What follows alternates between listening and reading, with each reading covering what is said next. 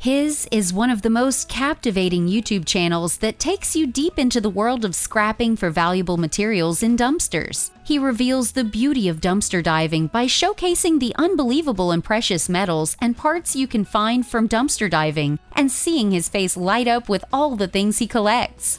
The money he ends up making from his finds is heartwarming. But what are some of the other things you may not know about Paul the Scrap Pallet Man? Number 1. Paul is a recovering alcohol and drug addict and has been sober for over a decade. This is no mean feat. It reflects the man's dedication and intention to live out the rest of his life as his best life. He talks about his sobriety journey in his videos. While acknowledging what he has overcome, he encourages others to quit that life by showing them that it is possible to be healthy, happy, and fulfilled without drugs and alcohol. And by calling it the miracle of sobriety, it goes to show that kicking the habit takes so much, and for him, God rescued him from his addiction to crystal meth. He is a religious man.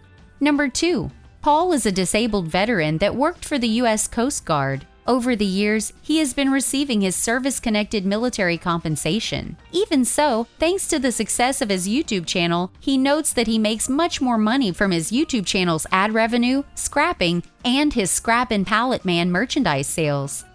Number 3.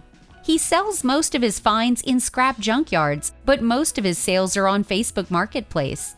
Number 4.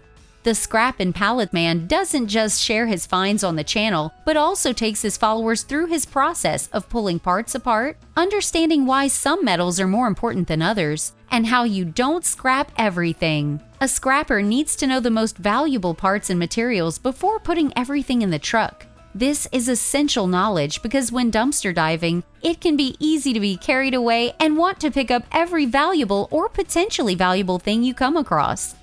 Number 5.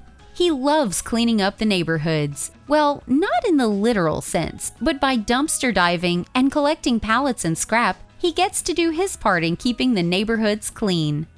Number 6.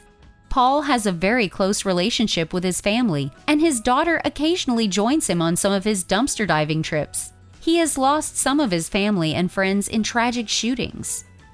Number 7. Paul loves listening to music, especially the classics, including some metal and contemporary rock, such as the 1985 QUEENSRYCHE song Jet City Woman.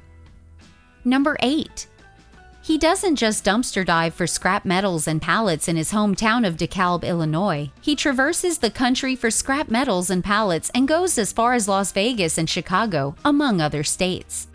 Number 9. Paul takes his time to expose the heartbreaking side of scrapping, where he comes across huge piles of stuff piled by the road, especially when the dumped items. Some of the items he collected when dumpster diving can only be described as artifacts, since they are perfectly good and look too good to be pieces of scrap metal.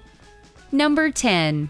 He doesn't sell all the things he finds when dumpster diving. He once found a John Deere lawnmower that needed minimal fixing, and it was pretty much in good running condition.